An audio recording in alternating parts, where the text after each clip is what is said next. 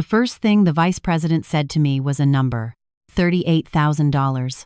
I was standing in my kitchen holding a manila envelope Eric had brought home from work.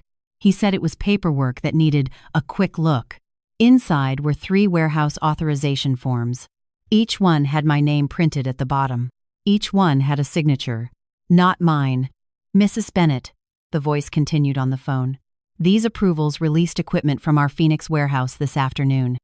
I slid one page across the table toward my husband. He glanced down and shrugged. You worry too much, he said. Then the man on the phone spoke again. Calm. Direct. Send me the proof. I had already been standing at the kitchen counter for almost 20 minutes before the call came. The dishwasher hummed behind me. The clock above the stove read 8:07. Eric was sitting on the couch with one foot on the coffee table, scrolling through his phone like nothing in the world had changed. I picked up the top form again. The paper felt heavier than it should have. There was a small red tab stuck to the corner of the page. A divider from a company binder, probably. I ran my finger across the signature line again. Laura Bennett, written in dark blue ink, but the shape of the letters was wrong. My L's always looped slightly upward. This one dropped straight down. Eric watched me from the couch. You're staring at that thing like it's a crime scene, he said.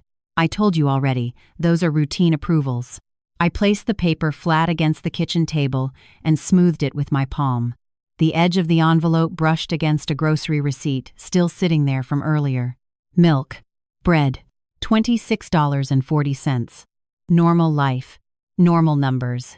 Then there was the other number still sitting in my ear. $38,000.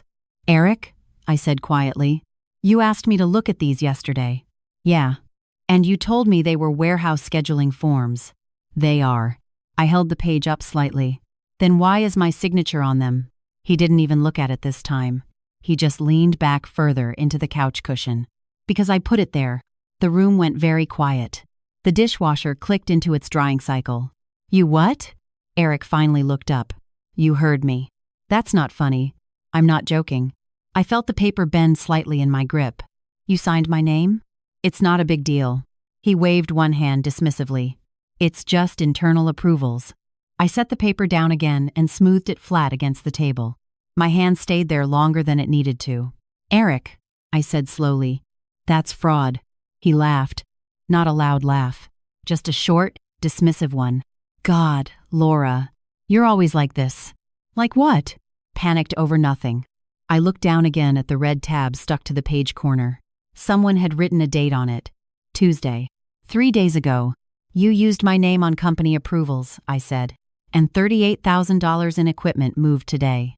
He sat up a little then, just enough to see the phone still pressed to my ear. Only then did his expression shift slightly. Who are you talking to? He asked. I didn't answer. The voice on the line cleared his throat. Mrs. Bennett, Daniel Reeves said. Are you still there? Yes. Good. I heard papers moving again on his end of the line. Because the authorization attached to your name released 3 pieces of warehouse machinery this afternoon. He paused. And your husband's name appears as the submitting supervisor. Eric stood up from the couch. Slowly. What did he just say? He asked. I held the phone away slightly and looked at him. You said nobody checks these. His eyes narrowed. I placed the authorization page back inside the envelope. Then I slid the envelope toward the center of the kitchen table. Right beside the grocery receipt. Right beside the red tab. My hand smoothed the papers once more. Carefully. Deliberately. Then I lifted the phone back to my ear. Mr. Reeves, I said quietly. Yes? I think my husband has been using my name. The line went silent for 2 seconds. 3. Then the vice president spoke again. Calm. Controlled. Mrs. Bennett, he said. If that is true, I need every document you have. Eric took one step toward the table. What are you doing? He asked. I looked at him for a long moment. Then I answered the man on the phone. I'll send you the proof. The next morning, I woke up at 5:42 without an alarm. The house was quiet except for the low hum of the refrigerator. Eric was still asleep upstairs.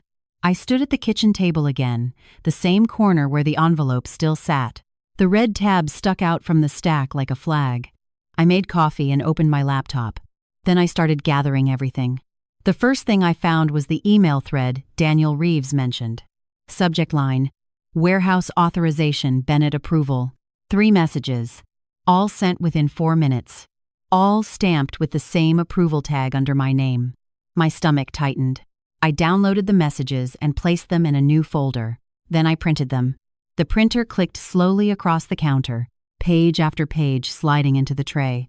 I smoothed each sheet against the table, stacking them beside the envelope. Eric came downstairs at 6:18. He was already dressed for work. He saw the papers immediately. "You're still on that?" he said. I didn't look up. "You used my name on company documents. It's internal paperwork. You signed my name." He poured coffee into a travel mug and leaned against the counter. "You're blowing this out of proportion." I slid the printed email toward him. "Read the subject line." He didn't move. "Laura, I'm already late. This says $38,000 of equipment left the warehouse yesterday." "Yeah, you approved it using my name. It's routine." My hand pressed flat against the page. "Then why did your vice president call me?" He didn't answer that. Instead, he shook his head. "You called him, didn't you?" "No. You're trying to make this into something." I picked up the envelope again. "You already did." Eric took a long drink of coffee and checked his watch. "Look, I have a leadership meeting at 9 o'clock. "Good," I said. He frowned. "Why is that good?" "Because I'm coming." His expression changed instantly. "You're not coming to my job. I'm bringing the documents." "Laura, you said nobody checks these. That doesn't mean you walk into a company meeting waving papers around." I slid the printed emails into the envelope. Then I closed the flap carefully.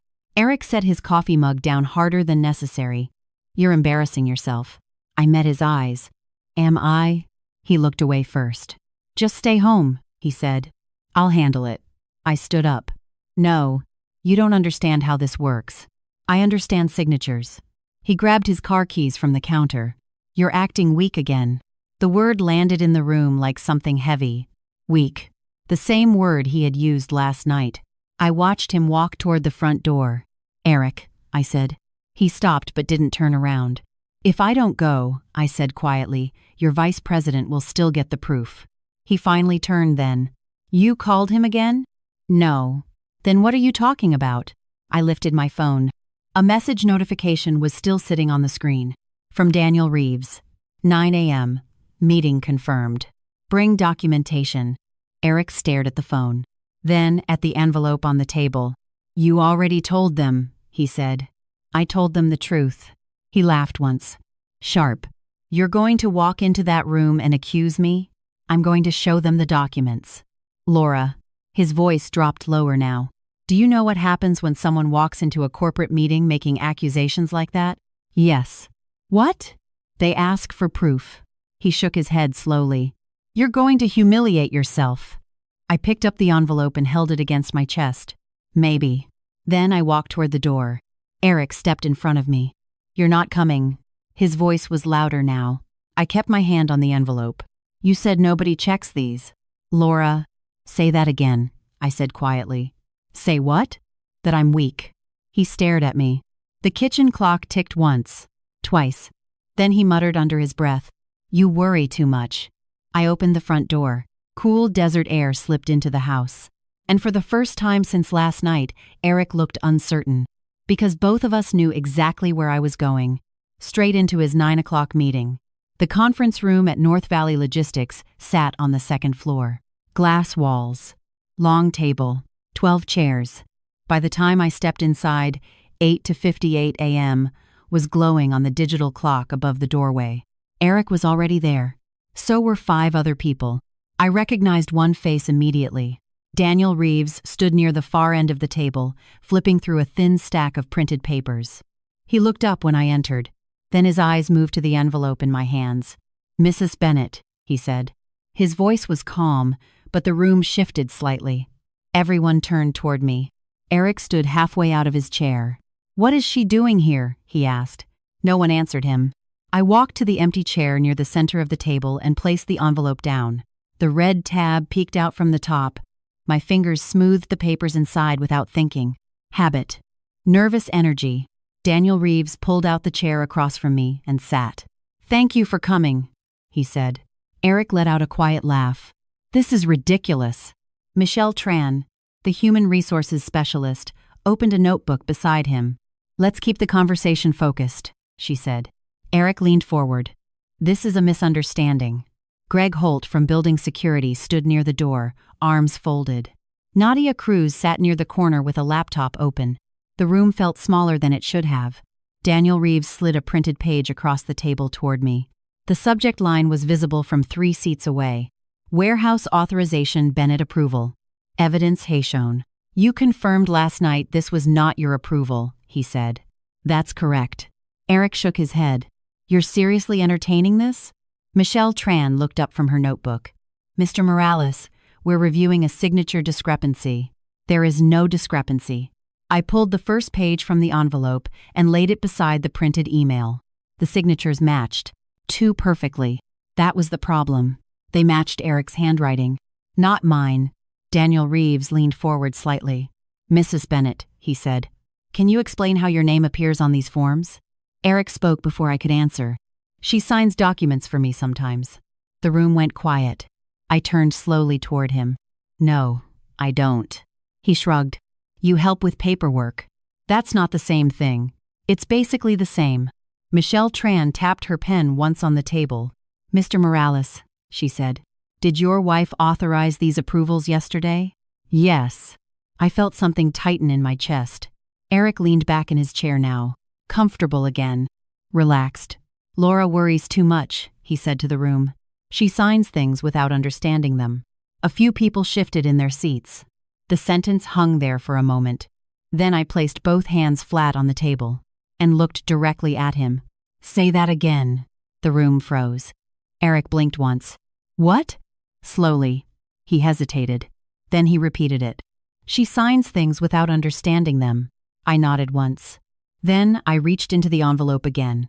The papers inside were already organized. Email thread. Approval forms. Timestamp records. But the piece I slid onto the table next was something Eric hadn't expected. A printed security badge log. Evidence #2. The page showed building access records. Date. Time. Employee badge number. 3 entries from Tuesday night. 10:04 p.m. 10:26 p.m. 10:38 p.m. Each one labeled with the same badge. Eric Morales. The room went completely silent. Nadia Cruz leaned closer to her screen. That's the warehouse approval terminal log, she said quietly. Daniel Reeves looked from the page to Eric. You accessed the terminal after hours. Eric's chair scraped slightly against the floor. That doesn't prove anything. I slid another sheet beside the log. A still image, printed from a warehouse camera. Evidence #3. Time code stamped across the bottom. 10-3-74-4 pre-4. Eric standing at the terminal. Typing. Daniel Reeves exhaled slowly. Michelle Tran closed her notebook. And for the first time since this meeting started, Eric stopped smiling. No one spoke for almost 5 seconds. The only sound in the conference room was the faint hum of the ceiling vent. Eric stared at the printed camera image like it might change if he looked long enough. It didn't. The timestamp sat at the bottom of the page. 10:39, 42 p.m. Daniel Reeves tapped the paper once with his finger. Eric, he said. That is you at the approval terminal. Eric leaned back in his chair and forced a small smile. That proves I was working late. Greg Holt shifted his weight near the door.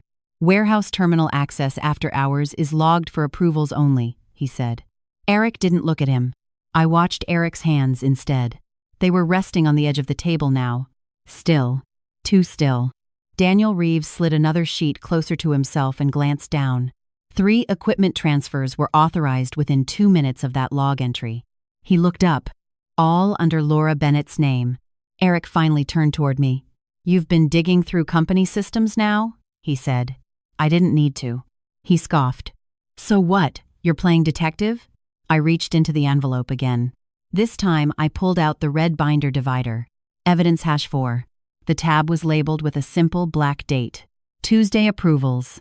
Behind it were 2 pages. The first page was the authorization form Eric submitted. The second page was something I printed early that morning. A sample signature page from my own clinic employment file. I placed both pages side by side on the table. Then I smoothed them flat. Slowly, carefully. The same motion I had repeated all morning. Michelle Tran leaned forward first. Her eyes moved between the two signatures. Left, right, left again. These signatures match the same handwriting pattern, she said quietly. Daniel Reeves nodded once. But not Mrs. Bennett's. Eric shifted in his chair. You can't prove that. I slid one more page onto the table. A printed sheet from the Clinic Human Resources file. My real signature. 3 times. Signed months apart. The loops on the L curved upward, just like always. Michelle Tran compared the pages again. Then she looked at Eric. These are not the same signatures. Eric's voice tightened. So what? Daniel Reeves folded his hands. So that means someone else signed Laura Bennett's name. Eric laughed once. You're really going to run an investigation over this? The vice president didn't smile. It's already running. Eric's chair scraped slightly when he pushed it back an inch. This is ridiculous. $38,000 in equipment left our warehouse yesterday, Daniel Reeves said. Approved under a forged signature. Eric looked around the table. Security, human resources, payroll, leadership. Every pair of eyes had settled on him now. He turned toward me again. You did this. I raised an eyebrow. You brought this here. You signed my name. I didn't forge anything. I pushed the binder divider slightly closer to him. Then explained the handwriting. His jaw tightened. I was handling paperwork. Using my name. Because it was faster? Michelle Tran's pen stopped moving. Daniel Reeves leaned forward. You're admitting you signed her name? Eric opened his mouth, closed it, looked at the pages again. For the first time that morning, his confidence cracked. Just a little. Then Daniel Reeves reached into a folder beside him. He pulled out a blank sheet of paper and slid it across the table, toward Eric. Then let's make this simple, he said calmly. Write down exactly what happened. The blank sheet of paper sat in front of Eric for a long moment. No one rushed him.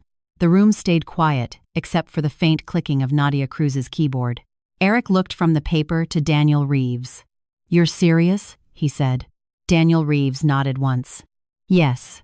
Eric leaned back in his chair. You're asking me to confess to something I didn't do. You just stated you signed her name, Michelle Tran said calmly. Eric's eyes snapped toward her. That's not what I meant. I kept my hands folded on the table. The red binder divider sat between us like a line drawn down the middle. Greg Holt shifted near the door again. The security badge clipped to his shirt caught the light. Eric rubbed the back of his neck. You're all overreacting. Daniel Reeves slid a pen toward him. Black ink. Simple. Write what happened Tuesday night. Eric stared at the pen. For a moment, I thought he might stand up and walk out. Instead, he leaned forward. The chair creaked under his weight. He picked up the pen. Then he set it back down. This meeting is a joke, he said. Daniel Reeves didn't respond. Michelle Tran folded her hands on the table. We have terminal access records, camera footage, and authorization documents, she said. Eric looked at the camera still again. The timestamp stared back at him. 10:32:42 p.m. His shoulders lowered slightly. Then he reached for the pen again. This time he kept it in his hand. What exactly do you want written? He asked. Daniel Reeves answered calmly. Explain why Laura Bennett's name appears on those approvals. Eric exhaled slowly. Then the pen touched the paper. The scratching sound of ink filled the conference room. No one spoke while he wrote. 30 seconds passed. Then, a minute. Eric stopped once, staring at the sentence he had written. Then he continued. I watched his hand move across the page. The same handwriting that had been on the authorization forms. The same downward stroke on the L. The same tight loops in the R. When he finished, he dropped the pen. The sound was louder than it should have been. Daniel Reeves slid the paper toward himself. He read it once, then again. Michelle Tran leaned slightly closer. Eric stared straight ahead, his jaw tight. Daniel Reeves placed the paper flat on the table. Then he spoke quietly. For the record, he said, Mr. Morales states he signed Laura Bennett's name on the approvals because it was faster. The room stayed silent. Then Michelle Tran spoke. That confirms unauthorized signature use. Eric rubbed his forehead. You're making this bigger than it is. Daniel Reeves shook his head slowly. No. He pushed the written statement toward Michelle Tran. This is exactly as big as it is. Greg Holt opened the conference room door. A few employees in the hallway glanced inside. Word was already spreading. Eric saw them. His face tightened. "You're seriously doing this right now?" he said. Daniel Reeves met his eyes. "You told us Laura signed documents she didn't understand." He paused, then added calmly, "And now we have the proof she didn't sign them at all." Eric's gaze moved slowly across the room. Security, human resources, payroll, leadership, then finally to me. "You wanted this," he said quietly. I looked at the paper in front of Daniel Reeves. His confession, written in his own handwriting. "No," I said. "I wanted the truth." The meeting ended quietly. There was no shouting, no dramatic moment, just the sound of Daniel Reeves placing Eric's written statement into a thin folder. Michelle Tran gathered the authorization forms and stacked them neatly. Greg Holt remained by the door. Eric stayed in his chair. For a few seconds, no one moved. Then Daniel Reeves stood. "Mr. Morales," he said, "Human Resources will follow up with you this afternoon." Eric looked up slowly. "What does that mean?" Michelle Tran answered. "It means the company has your written statement." She paused. "And Mrs. Bennett's name will be cleared in the internal report." Eric's chair pushed back an inch. "So I'm just the villain now?" No one answered that. Nadia Cruz closed her laptop. The soft click of it echoed through the room. Daniel Reeves gathered the documents into a single stack. The red binder divider slid across the table as he moved them. Tuesday approvals. The same tab that had been sitting on my kitchen table. He handed the folder to Michelle Tran. "This will go into the case file," he said. Then he turned toward me. "Mrs. Bennett." "Yes? Thank you for bringing the documentation." I nodded once. It felt strange hearing those words out loud. Across the table, Eric rubbed his temples. "You blew up my job over paperwork," he said. I didn't answer him. Daniel Reeves looked at Eric. "This situation was created when you signed another person's name." Eric let out a quiet laugh. The kind people make when they realize the room has already decided something. Greg Holt opened the conference room door fully now. Employees moved through the hallway outside. Normal workday noise. Phones ringing. Footsteps. Someone laughing down the hall. The world continuing. Eric stood slowly. "You're making a mistake," he said. Daniel Reeves didn't respond. Michelle Tran walked past him with the folder in her hands, the written confession inside it. Eric watched her leave. Then he looked at me one last time. "You think this fixes anything?" I held his gaze. "It fixes my name." He didn't reply. He walked out of the conference room a moment later. The door closed behind him with a quiet click. Daniel Reeves looked back toward the table. "Mrs. Bennett," he said, "if you need a written confirmation clearing your name, we'll provide one." "Thank you." I gathered the remaining papers from the table. The envelope felt lighter now. When I stepped outside the building, the Phoenix sun was already bright. Traffic moved steadily along the road beyond the parking lot. I sat in my car for a moment before starting the engine. The envelope rested on the passenger seat beside me. Inside, it was one extra sheet of paper. Eric's confession. The same sentence written in his handwriting. I signed Laura Bennett's name on the warehouse approvals. At home that evening, the house felt strangely quiet. Eric hadn't returned yet. The kitchen table was exactly how I left it that morning. Grocery receipt. Coffee mug ring on the wood. I placed the envelope down on the corner of the table. Sen. I pulled out the confession page. The paper rustled softly as I unfolded it. For a moment, I just looked at the sentence. The loops. The downward stroke on the L. The handwriting that had started everything. I smoothed the page once with my palm. Then I folded it again. Beside the envelope, my wedding ring sat where I had taken it off earlier. I placed the confession letter next to it. Two small things on the table. One that belonged to the past. One that explained it. Then I slid both into the envelope, sealed the flap, and turned off the kitchen light.